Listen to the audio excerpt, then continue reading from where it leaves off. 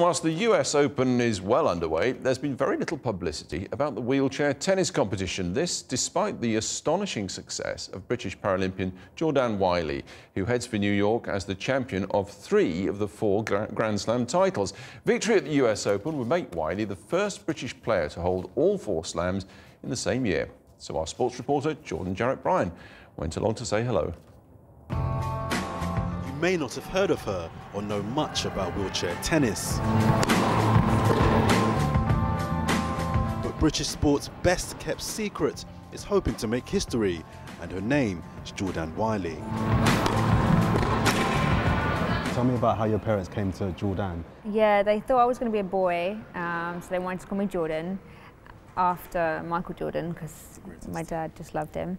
And then I was a girl and they got a bit stumped. My dad was like, right, we'll just call her Jordan, but we'll make it feminine and call her Jordanne.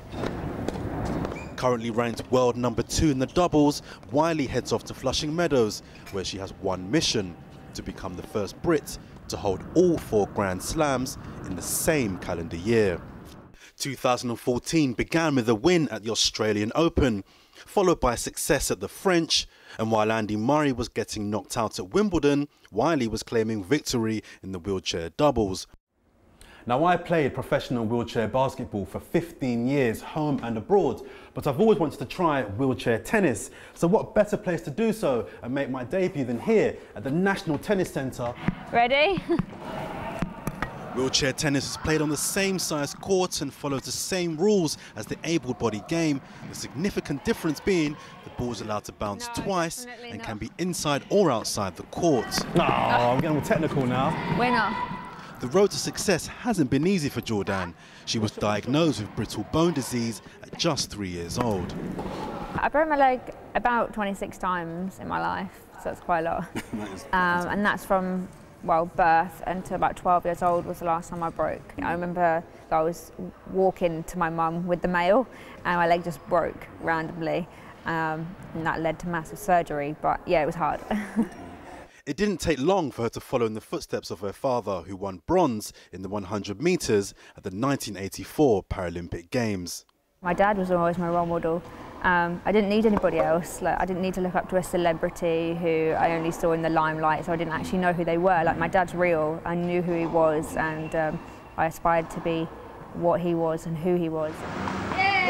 When I was 3 years old, my dad was still playing tennis. He was in Israel competing. Some guys there just gave me a little ball and racket, and from then it was literally all over Israeli news that I was like the youngest wheelchair player ever. I came home and then that was it, and I put a racket down. Away from sport, have you noticed any change in attitudes towards disabled people? I know that in the past, people feel sorry for you and try and give you extra treatment and trying to help you with everything. At the end of the day, you know, I don't feel sorry for myself, and I wouldn't change the fact that I've got a disability, so no one should really treat me any differently. Does it annoy you that people made a big deal about Andy Murray winning Wimbledon after so many years, but we have another Brit that's won a Wimbledon tournament, and yet it's kind of gone under the radar? Yeah, I mean, there's always been a struggle for wheelchair tennis, getting the publicity and getting the media interest, but it has been on the up.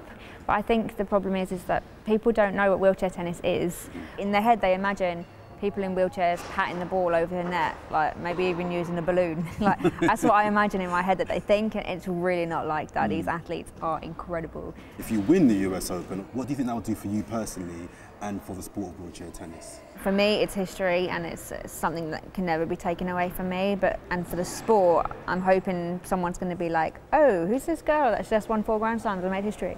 And then hopefully everyone will just feel like, oh, Jordanne Whiley, like I want to make myself a face for the sport, but not really for myself, but for the sport, because I feel like it needs more recognition.